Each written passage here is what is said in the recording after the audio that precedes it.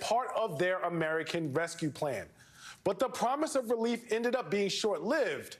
An organization led by Trump aide Stephen Miller helped to initiate lawsuits from white farmers, arguing reverse discrimination, which, by the way, is not a thing, for awarding the money based on race. But there are some black farmers who feel like the Biden administration hasn't done enough, and they are considering shifting over their support to Donald Trump. John Slaughter, a black farmer from Georgia who is planning on voting for Donald Trump, told the New York Times that he believes Democrats merely talk a good game, but when it comes to saying they want to help black farmers, their actions don't match their words. Joining me now is John Boyd Jr., a soybean farmer and founder and president of the National Black Farmers Association. So excited to have this conversation. So glad you're with me this afternoon.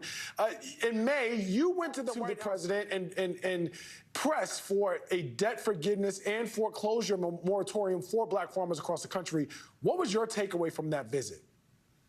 Well, the meeting didn't happen with the president, but I did meet with senior level staffers there and expressed to them the importance and the frustration from America's black farmers. They feel like they're being left behind, and the 120%, I think people are missing the boat here, is the land that's remaining from black farmers that's tied up by deed of trust. And we wanted the 120%, 100% for debt relief, 20% to pay the taxes. The black farmers, the 17,000 plus black and other farmers of color, signed the contract that was sent to us by USDA. We agreed to the terms.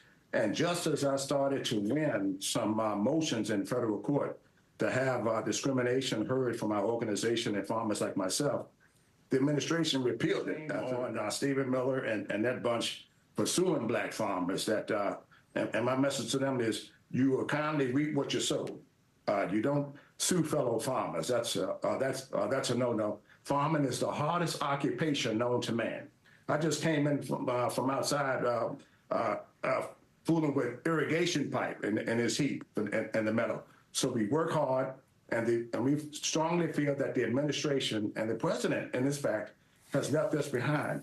And what I just asked the president and staff to do was the same thing that their brother was on earlier with you by executive order, that they could provide the debt relief by executive order to black farmers. So we didn't get the money. So I want to be clear there. We didn't get a complete farm moratorium that's guaranteed loans, direct loans, and other financial institutions. And then we sit back and we watch the news. 175 earmarked money for Ukraine farmers, i.e. nobody sued Ukraine farmers. So they got the money and they got the help, and American companies supplied them with equipment. So we're looking at this, and our black farmers are frustrated, and that's what you saw in that article. The only candidate that has reached out to me and called me right now was Kennedy, who said he would provide the debt relief within the first week in office. Well, John, you make a very interesting point, and I think display the conundrum that black farmers find themselves in. First of all, a lot of people don't know the degree to which black farmers have been discriminated against in this country literally for decades, and how big of a problem this is, which is why I'm so glad we're having this conversation. But now you talk about, on one hand, we don't know if we're fooling with Biden. We're not pleased with the job he's done. But the other guy, who presumably is his homeboy. So that also, and he sued to basically block whatever benefits you all would have gotten. So where does that leave black farmers with this very difficult choice in navigating this overall conversation? And that's why I'm so glad for you to have this conversation. That's why that's why I've been reaching out to the White House. We have to have this meeting with the president, because we need to happen exactly what he's doing on immigration. We need the exact thing to happen for America's black farmers. We need our land. Land is food, land is freedom, land is water. And my grandfather and daddy said land is everything.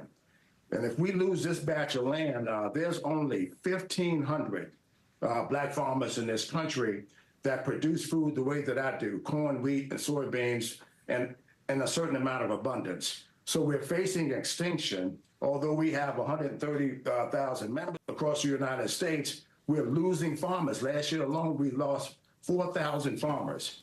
The administration has to look at this and say, you know what? We're going to do something to help America's farmers right now. And that's what those farmers in that article want to hear. They want to hear what the next 4 years is going to be like for black farmers. And they want to hear that they're committed the same way that the president's committed for student loan forgiveness. They fought for that. Women's reproductive rights, all very, very important issues. But I've never once heard the president from the microphone say, I'm going to fight for America's black farmers to make sure that they get the debt relief that they were promised. That's the first thing. And the second thing was, I was probably the first black organization when the president was running for president to endorse him publicly from the microphone. Listen, everybody wants to be spoken to, and black farmers have every right to fight for what it is that they need. I don't believe in working because you sitting there cool as an ocean breeze. I want to be that cool with a cowboy hat when I grow up. Hey, look, I want you to know I cleaned up for your interview, but the point I'm trying to make is this is hard work. And I got it. I got to get out. I appreciate you, brother. Thank you so much. John Boyd Jr., thank you. That's going to do it for me. I've been in the chair for Katie Phang today. I'm Charles Coleman Jr. Really appreciate it. Her staff has been great.